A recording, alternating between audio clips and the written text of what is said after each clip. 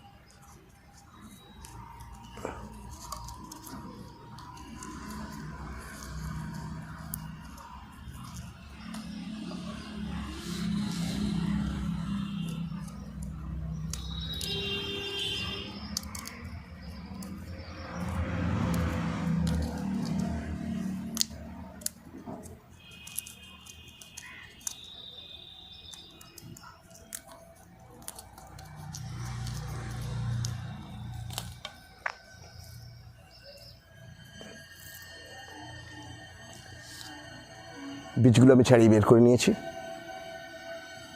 এরপর আমি বীজগুলোকে এই জায়গায় রাখলাম। এই পাত্রের ওপর যে 3টে ফুটো আছে, এই 3টে ফুটোতে 3টি কলমকুচির টুকরো দিয়ে ফুটোগুলোকে ঢেকে দিতে হবে। তা আমি কলমকুচির টুকরো দেব না, আমি দেব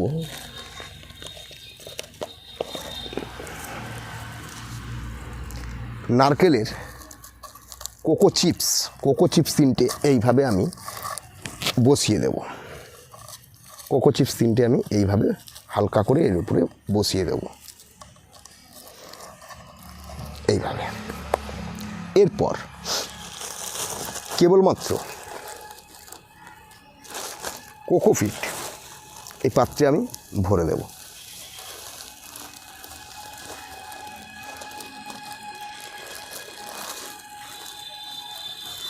কতটা কোকোপিট ভরবো পাত্রে কোকোপিট ভরবো 1.5 থেকে 2 ইঞ্চি লেয়ার। অর্থাৎ এই পাত্রের যে ডিপনেস, যে গভীরতা, সেই গভীরতা অনুযায়ী 1.5 থেকে 2 ইঞ্চি ডিপনেস, এতটা আমি কোকোপিটের একটি আস্তরণ করলাম, লেয়ার দিলাম। দেওয়ার পর এইভাবে আঙুল দিয়ে আমি একটি রো তৈরি করলাম। এরপর বীজগুলো হাতে নিলাম। প্রত্যেকটি রোয়ে 1 ইঞ্চি ছাড়া একটি করে বীজ আমি এইভাবে ফেলে দিলাম।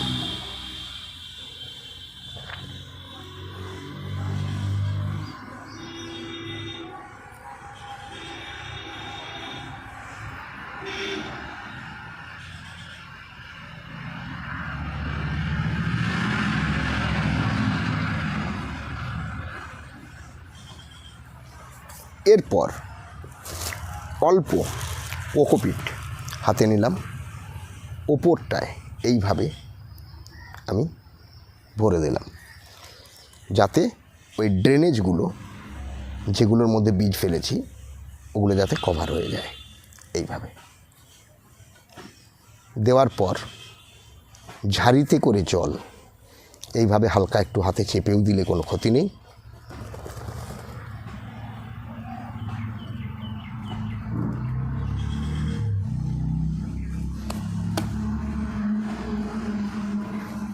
এরপর ঝাড়িতে করে জল এর ওপরে সুন্দরভাবে দিয়ে ভিজিয়ে দেবেন। যাদের ঝাড়ি নেই তারা এইভাবে জলটা দেবেন।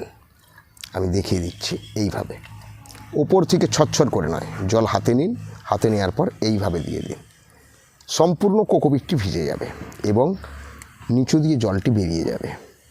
ঠিক ততক্ষণ অবধি সম্পূর্ণ এইভাবে জল দিয়ে ভিজিয়ে দিন।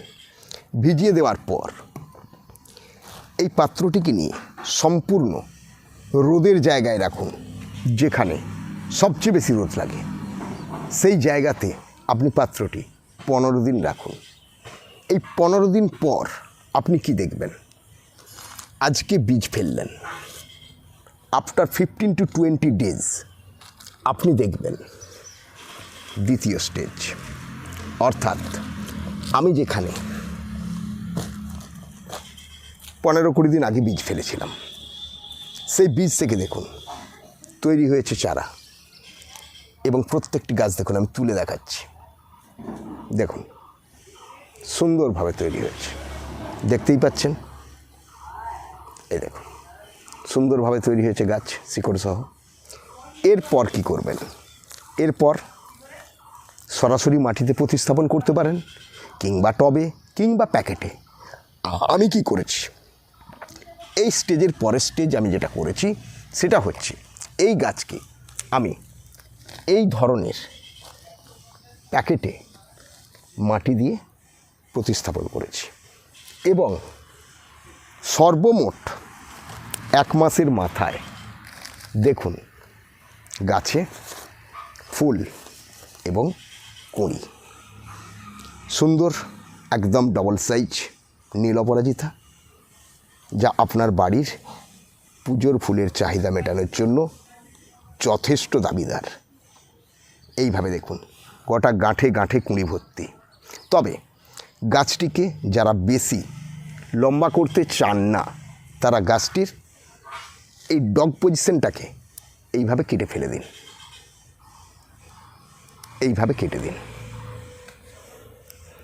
এইভাবে কেটে দিলে আপনার গাছ আর লম্বার দিকে খুব বেশি না বেড়ে সাইড থেকে ব্রাঞ্চ খুলবে, আরও ঝাড় হবে আর আরও ব্রাঞ্চ হবে। যত ব্রাঞ্চ হবে, যত ঝাড় হবে, তত বেশি ফুলে ভর্তি হবে আপনার নীল অপরাজিতা বা সাদা অপরাজিতা, আর যা আপনার সম্পূর্ণ বাড়ির পুজোর ফুলের চাহিদা মেটানোর জন্য যথেষ্ট। অর্থাৎ বন্ধুরা, আপনাদের খুব প্রয়োজনীয় একটি ফুল আজ আমি আপনাদের সামনে ভিডিওটি শেয়ার করলাম। টোটাল সাবজেক্ট মাত্র 35 দিনের মধ্যেই আপনার কাছে ফুল আসবে, একদম বীজ ফেলা থেকে, চারা তৈরি থেকে, গাছ প্রতিস্থাপন এবং ফুল ফোটানো। ওকে, চললাম বন্ধুরা, টাটা বাই বাই। পরবর্তী ভিডিও কী আসছে চোখ রাখুন, দেখা হবে নেক্সট এপিসোডে। যদি মনে হয় ইনফরমেটিভ ভিডিও, তাহলে লাইক, শেয়ার, কমেন্ট করতে ভুলবেন না। আর নতুন যারা আমার চ্যানেলে এসছেন, অবশ্যই চ্যানেলটিকে সাবস্ক্রাইব করুন।